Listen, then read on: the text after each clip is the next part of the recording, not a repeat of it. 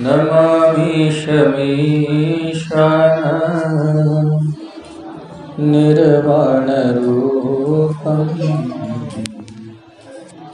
विभुं व्यापकं ब्रह्म वेदस्वरूपम्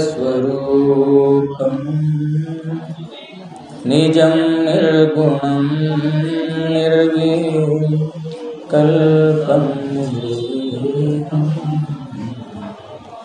चिदाकाशं वासं भजेऽहम्।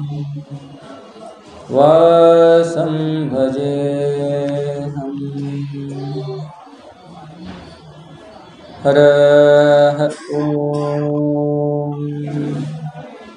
ज्ञानसिद्धं तपःसिद्धं सर्वसिद्धं शिवप्रदं स्वयं सिद्धमहं वन्दे सिद्धारूढयतीश्वरम्।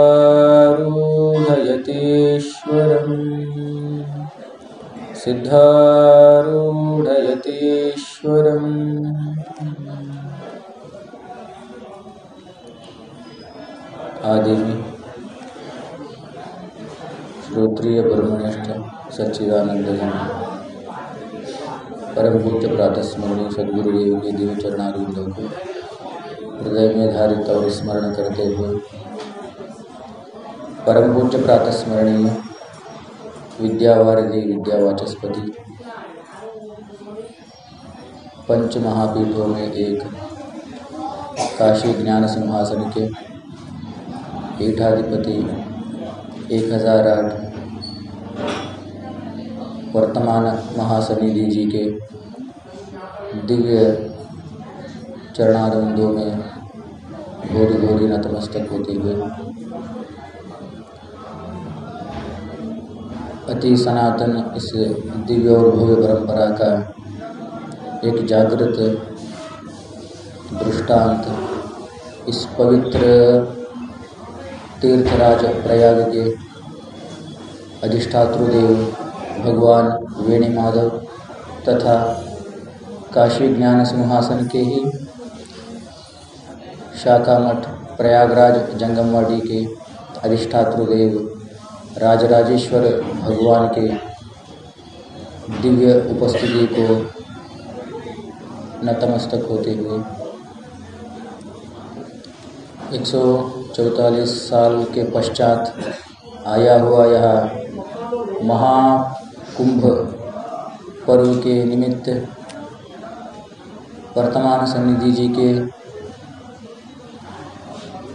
एक अचूक संकल्प को लेकर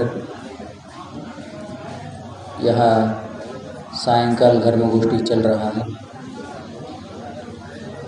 तो उसी कड़ी में आज सभा में बहु दिन से अपनी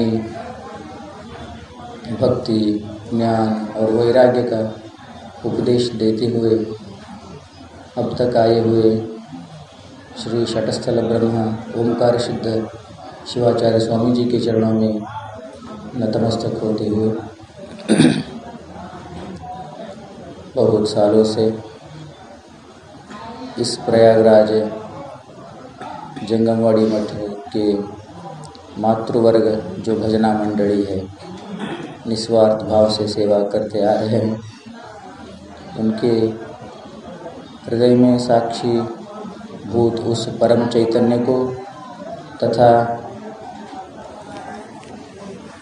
इस महाकुंभ में अपना भी कुछ सेवा हो, भगवती त्रिवेणी का संगम में डुबकी हो, इसी कामना से कर्नाटक, आंध्र, महाराष्ट्र, राजस्थान, भारतवर्ष के विभिन्न विभिन्न प्रांतों से आए हुए सारे श्रद्धामयी माताओं को तथा सारे भगवत भक्त को यहीं से ही सादर प्रणाम करते हुए आज की सायं सभा गोष्ठी प्रारंभ होगी। यथावत जिस विषय को हम कल छोड़े थे उसी विषय के बारे में हम चिंतन करेंगे।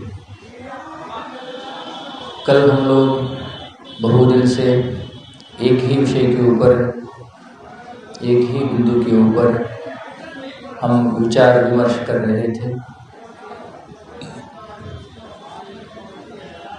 सुख और दुख ये मनुष्य जीवन की अनिवार्य अनुभव का विषय है।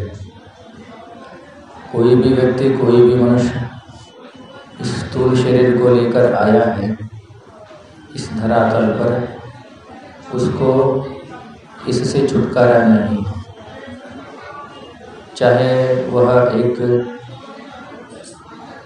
जीव जंतु हो, पशु पक्षी हो, अथवा मूढ़ से भी मूढ़ व्यक्ति हो, बुद्धिमान से भी बुद्धिमान व्यक्ति हो, अथवा कोई देवांश संभूत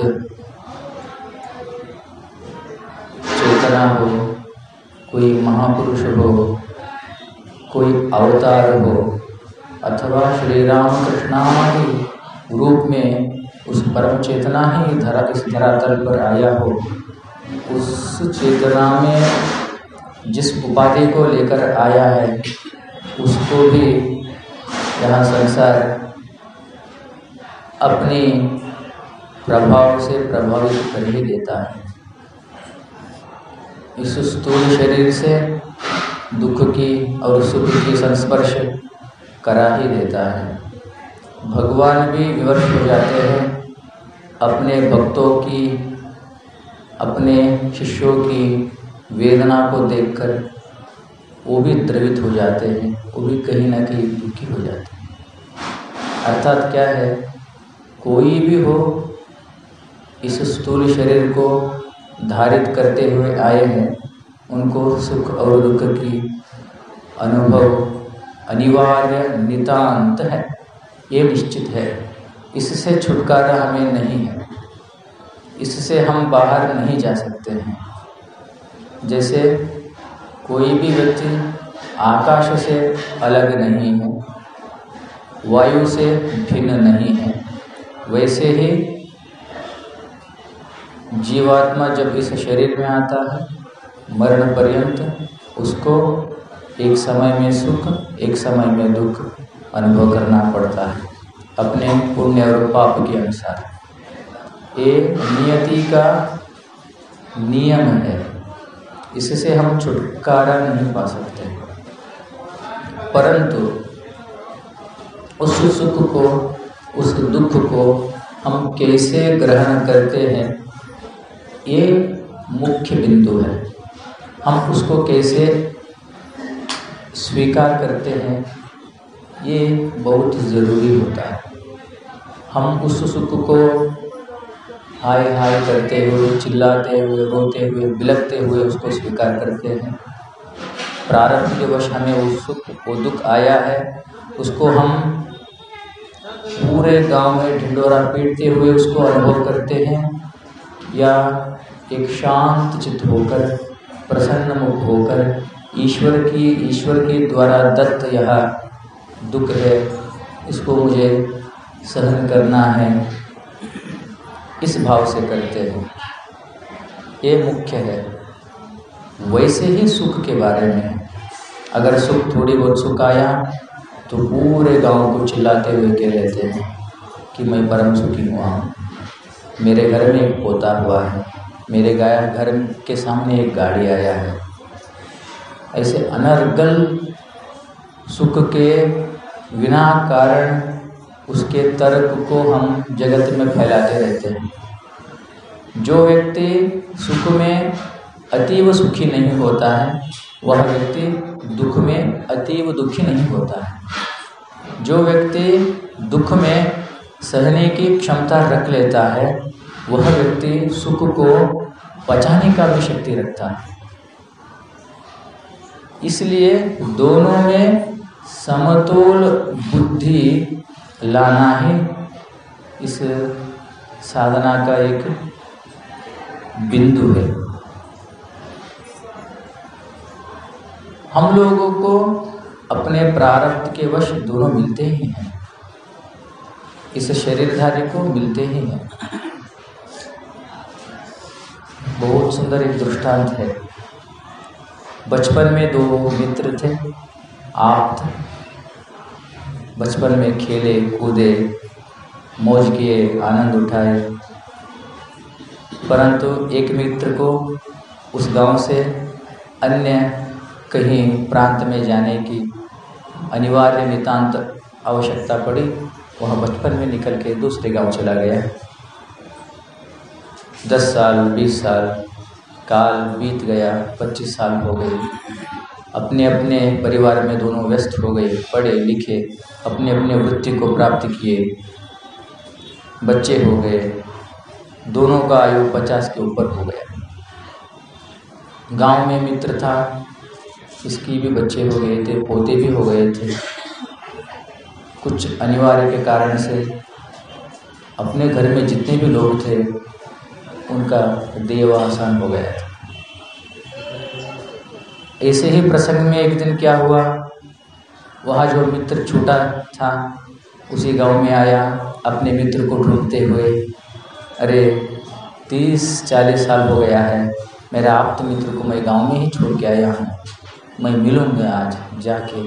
गांव में पूछता गया, घर कहीं नहीं मिला। तो खेत खलिहानों में एक छोटा सा झोपड़ी बनाकर वहाँ पर बैठा था वह व्यक्ति। तो बीवी बूढ़ी हो गई थी, यह भी बूढ़ा हो गया था।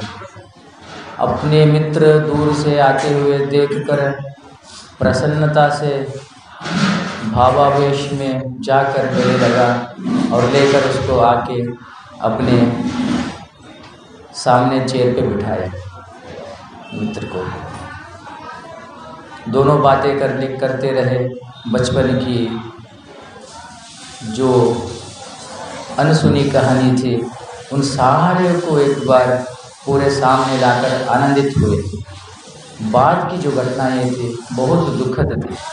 जो गांव में मित्र था, उसी प्रसंग में वहाँ सामने जो बैठा हुआ व्यक्ति था मित्र, उसकी नज़र खेत के पीछे पड़े हुए एक छोटी सी जड़ी बूटी के ऊपर पड़ा।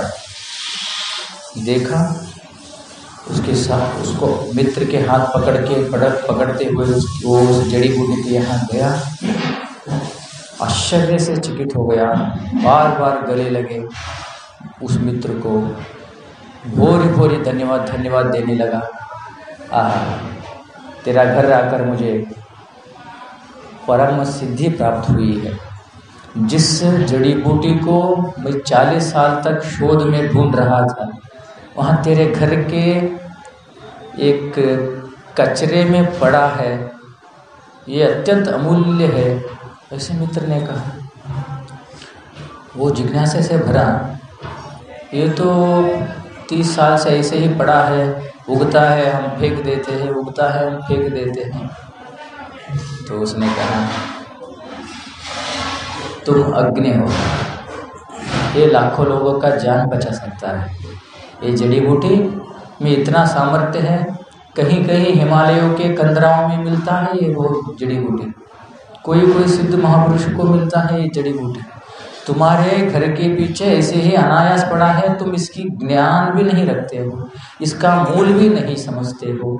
तुम कितना अज्ञ हो। थोड़ी बहुत तो इसकी महत्व को समझ लेते। इसका एक बार इसके पत्ते को किसी व्यक्ति को पिला दिया तो उसकी जीवन में प्राण आ जाती है। जाते हुए प्राण को पीछे खींच सकते हो। ऐसे हजारों लाखों लोगों को इसके पत्ते से, इसके जड़ी से हम लोग बचा सकते हैं। इसको मैं 40 साल से ढूंढ रहा हूँ, नहीं मिला है। हजारों लोगों को लाखों रुपए देकर पूरा हिमालय की कंदराओं में भेजा हूँ, नहीं मिला है। तेरे घर के पीछे मिला है। मैं प्रसन्न हुआ हूँ, अत्यंत प्रसन्न हुआ। ठीक है, इतना बखान कर रहे हो इसके बारे में, क्या है ये तो बताओ। ये इसका उपयोग किसमें होता है, उसके बारे में तो कुछ कहो। तो वो जो मित्र था वो एक विज्ञानी था। गांव छोड़ा, अत्यंत प्रयत्नशील हुआ, दिन रात मेहनत किया, संशोधन किया, नए औषधियों को ढूंढा। उसमें ही एक औषधि, ऐसी औषधि को ढूंढा था जो अत्यंत तीक्ष्ण विषैली सर्प काटने पर भी जिस औषधि को देने से व्यक्ति बच सकता है, ऐसे औषधि को ढूंढा था। परंतु उस औषधि में डालने वाली जड़ी बूटी नहीं मिली थी। वह ये जड़ी बूटी है मेरे मित्र, उसने उसको कहा। जो बोलते हैं हम ब्लैक, अत्यंत तीक्ष्ण विषैली सर्प होता है नाग, उस वो काटने पर भी व्यक्ति को यह जड़ी बूटी बचा सकता है, ऐसे औषधि है। वो जो घर में पड़ा हुआ मित्र था ना, वहीं पर धराशायी हुआ, सर पीट लिया, पूरा बदन को उस भूमि पर लेटा के चिल्लाने लगा, मैं कितना दुर्भागी हूँ, मेरा बच्चा सांप काट के गया, मेरे पोते सांप काट के गए, मेरे घर में 4-5 लोग सांप डसने से मर गए, मेरे घर के पीछे ही था यह औषधि, उसकी प्रयोग नहीं कर पाया, मैं कितना दुर्भागी हूँ, मैं कितना अग्नि हूँ, मैं कितना दुखी हूँ। मेरे पास था, उसकी मैं सदुपयोग नहीं कर पाया। अगर उस जड़ी बूटी की ज्ञान थोड़ी भी बहुत होती तो मेरे पोते बच जाते, मेरे बच्चे बच जाते। कितना दुर्भागी हूँ मैं। ऐसे ही कोई व्यक्ति चाहिए हमारे पास जो है उसको दिखा के हमारे सामने रखने वाला, करतला मलकवत बोलते हैं उसको। वैसे ही यहाँ परमात्मा ने हमें इस अद्भुत शरीर को दिया है। ये 5 भौतिक शरीर कोई दुर्लभ बिरला को ही मिलता है। अनंत जन्मों में किया हुआ पुण्य की संरचना से ही यह शरीर मिलता है। इसमें मन होता है, इससे बुद्धि होती है, इसमें उस परमात्मा का वास होता है। परंतु हम लोग जीव केवल विषय की तरफ, विषय से ही लोलुप होते हुए, विषय की तरफ से ही अपने मन को, बुद्धि को हम दौड़ाते रहे, तो हम उसी तरह हम अंतिम में पछताना पड़ता है। जो व्यक्ति अपने घर के पीछे ही जड़ी बूटी रखते हुए अपने पोतों को खोया, अपने बच्चों को खोया, परंतु उनके प्राण बचा नहीं पाए। महापुरुष लोग बार बार आते हैं, बोलते हैं, हमारे कानों में बैठकर, हमारे हृदय में बैठकर बोलते हैं, नहीं, थोड़ी बहुत जागो, समझो, थोड़ी बहुत भगवान की, ईश्वर की शरण लो, जप तप ध्यान धारणा करो, ईश्वर की सेवा करो, गुरु की सेवा करो। तो हम लोग सुनते हैं, सुनते हुए भी अनसुने हो जाते हैं। उनका कहना हमें कोई मतलब नहीं पड़ता है। हमें बहुत जागृति से इस जीवन को जीना है। ये अपुरूप, हमने कल कहा था आपको, जैसे एक व्यक्ति को हीरा, समुद्र के तट पर हीरे के इंतजार से जीवन भर वहाँ बिताता है, एक हीरा भी मिल गया तो उसका जीवन धन्य हो गया, वो करोड़पति हो गया। वैसे ही हमें यह शरीर ईश्वर प्राप्ति के लिए ईश्वर ने दिया है, परमात्मा प्राप्ति के लिए दिया है, भगवत प्राप्ति के लिए यह शरीर दिया है, और अन्य कोई भी इसका उद्देश्य नहीं है। अन्य कोई भी उद्देश्य इसके द्वारा संपन्न होने वाला नहीं है। अन्य उद्देश्य होता तो हमें पशु पक्षी प्राणी बना देते भगवान, हमें मनुष्य बनाने का कोई आवश्यकता नहीं थी। महापुरुष लोग शास्त्र श्रुति स्मृति चिल्लाते हुए थकती नहीं है। जागो, देखो, समझो, अपने जीवन को सार्थक बना लो। जो आपके लिए हितकारी हो ऐसे गुरु के शरण में जाओ, बैठो, समझो। परंतु मनुष्य कहाँ सुनता है? मनुष्य को सुनने की पेशेंस कहाँ है? ना, मनुष्य सुनता हुआ भी अनसुना कर देता है। बाद में एक समय ऐसा आता है, कन्नड़ में एक कन्नड़ में एक महापुरुष हुए हैं, कन्नड़ का शब्द है वह वचन है, बहुत सुंदर है। बसवेश्वर बोलकर एक अच्छे महात्मा हुए हैं। उनका कहना है, नेरे किन्नेगे तेरे गल्ल के शरीर गूढ़ होगद मुन्ना, हल्ಲು ಹೋಗಿ ಬೆನ್ನು ಬಾಗಿ ಅನ್ಯರಿಗೆ ಹಂಗಾಗದ ಮುನ್ನ, ಕಾಲ ಮೇಲೆ ಕೈಯನೂರಿ ಕೋಲು ಹಿಡಿಯದ ಮುನ್ನ, ಮುಪ್ಪಿಂದೊಪ್ಪಳಿಯದ ಮುನ್ನ, ಮೃತ್ಯು ಮುಟ್ಟದ ಮುನ್ನ, पूजिसो ನಮ್ಮ ಕೂಡ। देखो थोड़ा, उम्र ऐसे ही ढल रही है, शरीर में झुर्रे पड़ रहे हैं, बाल सफ़ेद हो रहे हैं, दांत गिर रहे हैं, फिर भी दूसरे ऊपर नीचे सेट लगाकर खाने की चेष्टा करता है व्यक्ति। बाल सफ़ेद होने पर भी बार्बर के यहाँ जाकर पेंटिंग लगा के ब्लैक बना के दिखाने की चेष्टा करता है। आंख दिखने का आंख की दिखने के सामर्थ्य कम हो गया है, लाखों रुपए देकर लेंस डाल के देखने की चेष्टा करता है। देखने की अभी वासना गया नहीं है, खाने का नहीं गया है, इसलिए उससे पहले करो। शरीर ईश्वर, आंख से ईश्वर को देखने का चेष्टा करो, कान से सत्संग सुनने की, भगवत भजन सुनने का अभ्यास करो, क्योंकि शरीर कब जाता है किसी को पता नहीं है। दुख यमराज के रूप में कब अपने सामने आकर ठहर जाता है किसी को पता नहीं है। ऐसा ऐसा व्यक्ति रहते हैं, हाँ निकल गए, हाँ बोलते हैं निकल गए। ऐसे दष्ट पुष्ट होते हैं, कब किसकी प्राण कैसे निकल जाती है किसको पता है। बातें बातें करते हुए निकल जाता है, बैठे बैठे निकल जाता है, चलते चलते निकल जाता है, सोते सोते निकल जाता है, खाते खाते निकल जाता है, ग्रास लेते हैं मुंह में रख कर चबाने की समय में निकल जाता है प्राण। यमराज कब किसके सामने किस रूप से कैसे प्रकट हो जाते हैं किसको पता है। उसके भीतर ही हमें कुछ करना है, उसके भीतर ही इसकी साफल्यता बना के रखना है। इसलिए हम भरचक चेष्टा करें, हम भगवान से यही प्रार्थना करें, हम सद्गुरुदेव से यही प्रार्थना करें, हे भगवान हमें किसी ना किसी रूप से आपके चरणों में, आपके पथ दर्शन में, आपके निदर्शन में ही रखो, इससे अलग हमें मत रखो। हम कुछ भी करें आपके लिए ही करें, ऐसे ही हमारा ध्यान रहे, यही ईश्वर से हम प्रार्थना करें। यही मैं भी सद्गुरुदेव से प्रार्थना करता हूँ, सनिधि से प्रार्थना करता हूँ, भगवती त्रिवेणी से, वेणी माधव से प्रार्थना करता हूँ। हे भगवान, जो कोई भी आपके शरण में यह जीव आए उसको आपका थोड़ी बहुत गंध भी मिल जाए तो वह व्यक्ति छोड़ता नहीं है, थोड़ी बहुत गंध उसके तरफ फैला दो तो वह व्यक्ति तीव्रता से आपके तरफ आ जाए। यही प्रार्थना मैं सद्गुरुदेव से करते हुए आज इस अपने 2 शब्दों को सद्गुरुदेव के सनिधि महास्वामी जी के दिव्य चरणों में समर्पित करते हुए हरि ओम तत्सत, हरि ओम तत्सत, हरि ओम तत्सत।